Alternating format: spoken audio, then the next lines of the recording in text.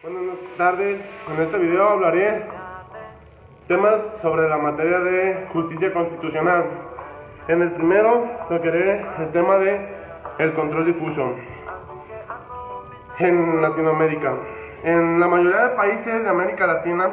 existe el método difuso de control de constitucionalidad de las leyes, que era, como ya indicó, la consecuencia del principio de supremacía constitucional y de su garantía objetiva, conforme a la cual todos los jueces tienen el poder de ver, siguiendo el modelo norteamericano, de no aplicar las leyes que estimen inconstitucionales y que rigen la resolución del caso concreto que deben decidir con efecto interpaís. También tocaré el tema sobre el control de convencionalidad.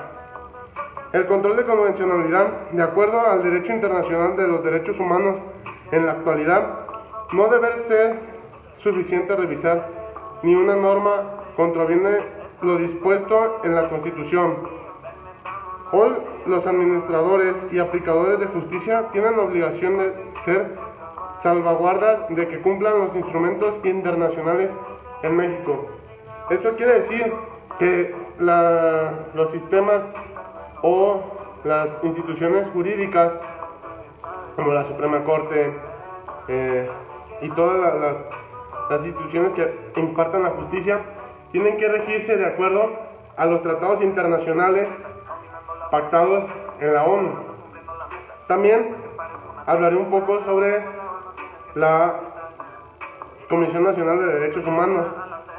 la cual fue elevada a rango constitucional el 28 de enero de 1992, de acuerdo con la publicación del decreto que adicionó en el apartado B del artículo 102 de la Constitución Política. También se modificó el artículo 105 constitucional en la fracción 2, inciso G, la cual dice que el presidente de dicha comisión puede presentar ante la Suprema Corte de Justicia de la Nación un caso en el cual se te estén violentando tus derechos humanos como mexicano, para que así la Suprema Corte dé seguimiento a tu caso. También tocaré el tema del juicio político, y en el cual todos los que están sujetos a un juicio político son los senadores y diputados en primer lugar. En el segundo es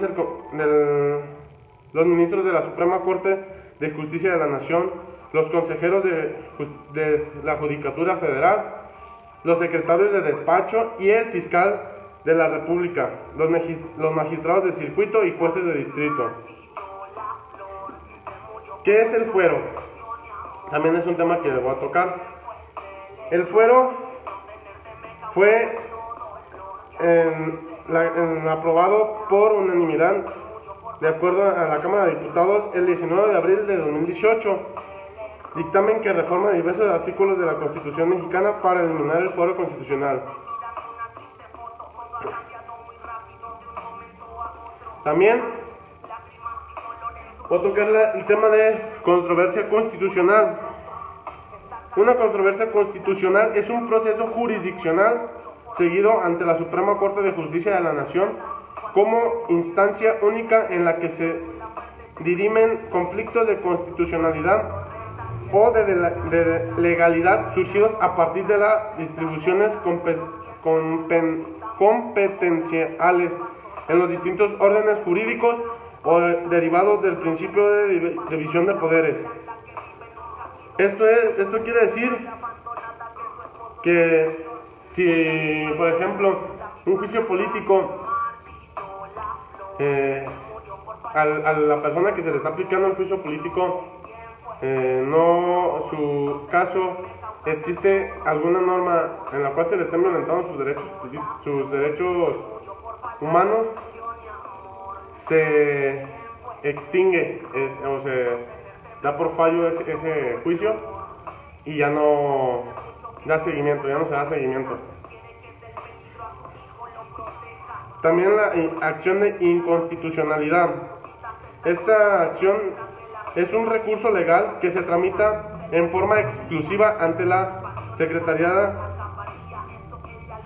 ante la Suprema Corte de Justicia de la Nación, por medio del cual se denuncia la posible contradicción entre la Constitución o alguna norma o disposición de carácter general de menor jerarquía, ley, tratado internacional, reglamento o decreto, con el objeto de preservar o mantener la supremacía de la Carta Magna y dejar sin efecto las normas declaradas inconstitucionales. También hablaré sobre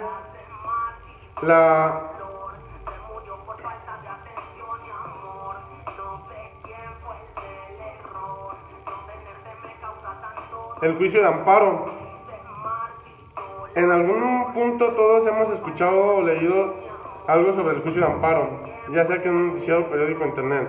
El juicio de amparo es el principal instrumento de defensa de los derechos de un individuo contra los actos de la autoridad ante los sistemas jurídicos, así como normas que vulneran los derechos humanos reconocidos en la Constitución o tratados internacionales en los que el Estado participe, lo cual significa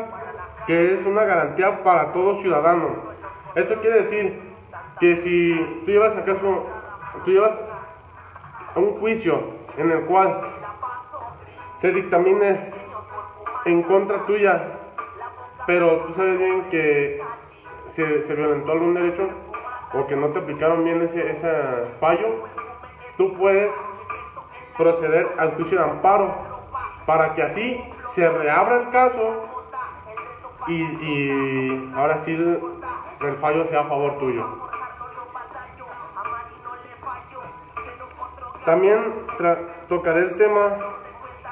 de la nulidad de notificaciones. De acuerdo con lo anterior, esta primera sala considera que el caso si existe la contradicción de tesis denunciada en relación con el tema más relativo o determinar a partir de qué momento se inicia el plazo de 3 días previsto en el artículo 297, fracción 2 del Código Federal de Procedimientos Civiles para promover incidente de nulidad de notificaciones en el juicio de amparo, toda vez que los órganos colegiados contendientes abordaron el estudio de la misma cuestión jurídica y llegaron a conclusiones diferentes. Esto quiere decir que si tú en el juicio de amparo metes alguna prueba en la cual no está bien fundamentada o no tiene relación con el caso que se está llevando a cabo, se nula, es nula tu prueba y ya no la puedes presentar.